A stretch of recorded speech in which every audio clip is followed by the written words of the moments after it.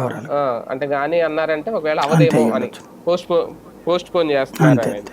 సరే, ఒక రకంగా కార్యకర్తలకు అండగా ఉండాలి అనే కాన్సెప్ట్ ఇది కంప్లీట్ గా ఈయన జిల్లాల పర్యటన పెట్టుకోవడం మెయిన్.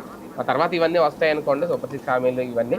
కానీ ఒక నిర్వేదంలో ఉన్న కార్యకర్తని మళ్ళీ యాక్టివ్ చేసే ప్రయత్నం జగన్మోహన్ రెడ్డి గారు ఎందుకు ఆ సిచ్యువేషన్ తెచ్చుకున్నారు అంటే బేసిక్ గా ఒకటి, అధికారంలో ఉన్నప్పుడు ఇవాళ తెలుగుదేశం వాళ్ళు తిడుతున్నారు చంద్రబాబు.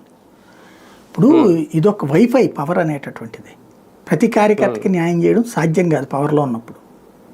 అదే సందర్భంలో నిర్లక్ష్యం కూడా అంటే ఎట్లుంటది అంటేనండి, ఇప్పుడు ఇవాళ జగన్మోహన్ రెడ్డి దగ్గరికి గబక్కన వెళ్ళగలరు, ఎందుకు ప్రతిపక్షంలో ఉన్నాడు కాబట్టి. ఇవాళకి కూడా కొన్ని రిస్ట్రిక్షన్స్ ఉంటాయి, కానీ కాసేపు వెయిట్ చేస్తే వెళ్ళగలరు. ప్రతిపక్షంలో వెళ్ళినోడు ఆ తర్వాత అధికారంలోకి వెళ్తే పోలీసులు ఆపేస్తారు అక్కడ.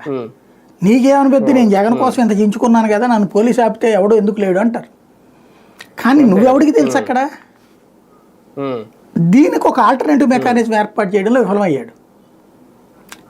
ఇంకోటి, జనంలో ఎక్కువగా తిరుగుతుంటే ఈ ప్రాబ్లం ఉండేది కాదు. రాజశేఖర రెడ్డిని ఫాలో అయితే ఈ ప్రాబ్లం ఉండేది కాదు. నాకు బాగా గుర్తు, రాజశేఖర రెడ్డి ఫార్ములా నేను అనేక సార్లు TV9లో ఉన్నప్పుడు కానీ, తేజాలో రిపోర్టర్గా ఉన్న రోజుల్లో ఆయనతో కలిసి ఈ టూర్లలో కవరేజ్ చేసేవాడిని.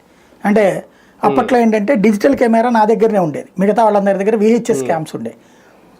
అప్పుడు సిస్టమ్ కూడా ఏంటంటే